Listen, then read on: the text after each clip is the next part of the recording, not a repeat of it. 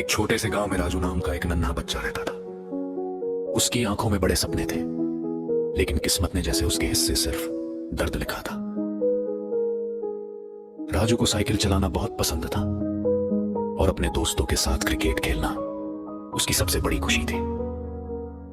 जब भी वह बच्चों को साइकिल चलाते देखता, उसका दिल भी चाहता काश मेरे पास भी एक साइकिल होती, लेकिन उसके पास तो पहनने के लिए सही कपड़े भी नहीं थे।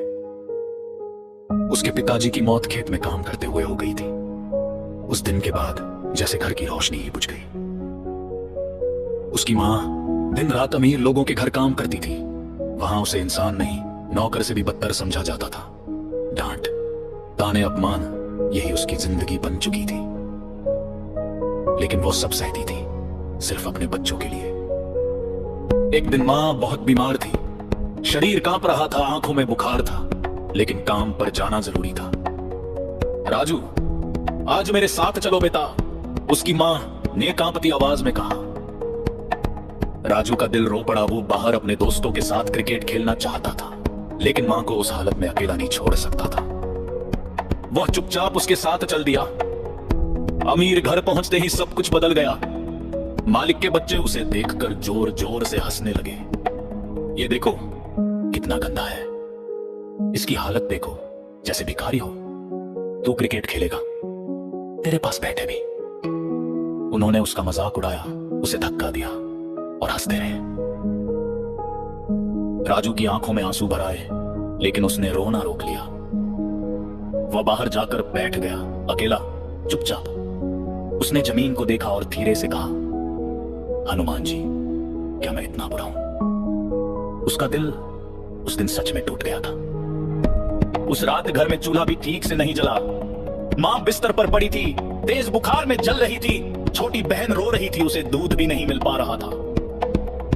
राजू एक कोने में बैठा था, पेट भूखा, दिल डर से भरा हुआ। उसने पहली बार खुद को बहुत अकेला महसूस किया। वह मां के पास गया, उसका हाथ पकड़ा जो बिल्कुल ठंडा हो चुका था।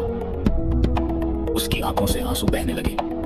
माया, तुम ठीक हो जाओ ना, मैं कुछ नहीं मांगूंगा, मुझे साइकिल भी नहीं चाहिए।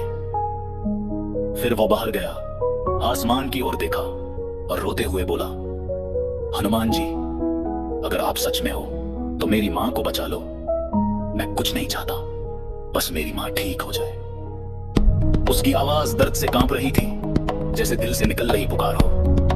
अगली सुबह जैसे कोई चमत्कार हुआ। गांव के एक अच्छे आदमी ने राजू को बुलाया। बेटा, ये साइकिल ले जाओ, मेरे बेटे की थी, अब तुम्हारी है। राजू कुछ बोल ही नहीं पाया। उसकी आंखों से आंसू बहने लगे। उसी दिन किसी ने उसकी मां को अस्पताल पहुंचाया और उसका मुफ्त इलाज शुरू हुआ।